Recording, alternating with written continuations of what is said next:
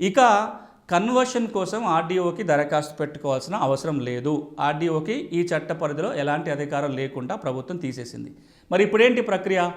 ఈ రోజున తెలంగాణలో వ్యవసాయ భూమిని వ్యవసాయేతర అవసరాలకు వినియోగించుకోవాలంటే ఏం చేయాలి?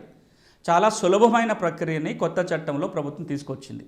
ఇప్పుడు ఏం చేయాలి అంటే, ఏ భూమినైతే మీరు నాన్ అగ్రికల్చర్ కింద మార్చాలనుకుంటున్నారో ఆ భూమి వివరాలతోటి తహసీల్దార్ దగ్గర దరఖాస్తు చేసుకోవాలి. ధరణి వెబ్సైట్ ద్వారా కానీ, తహసీల్దార్ కార్యాలయానికి వెళ్ళి కానీ, మీ సేవ ద్వారా కానీ, ఫోన్లో కానీ తహసీల్దార్ కార్యాలయం యొక్క టైం తీసుకోవాలి. ఏ టైంలో రావడానికి ఉంటుందో స్లాట్ బుకింగ్ అంటారు దాన్ని.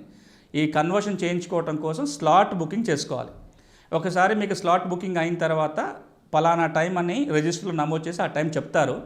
కానీ ఈ స్లాట్ బుకింగ్ కావాలి అంటే మీ రిక్వెస్ట్తో పాటుగా ధరణి వెబ్సైట్లో ఏదైతే నాలా రుసుము ఉంటుందో ఆ రుసుము కట్టి ఆ చలానా నకలును కూడా తహసీల్దార్కు పంపాల్సి ఉంటుంది.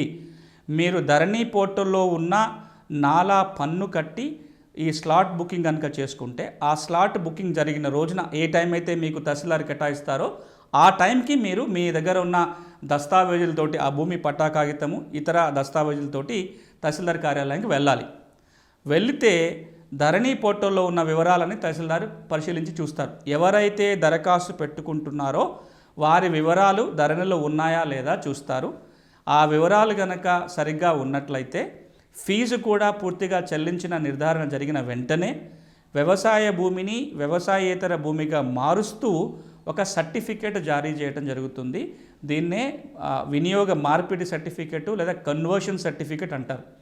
ఈ కన్వర్షన్ సర్టిఫికేట్ వచ్చింది అంటే ఇంకా ఆ భూమిని మీరు వ్యవసాయేతర అవసరాలకు వినియోగించుకోవచ్చు.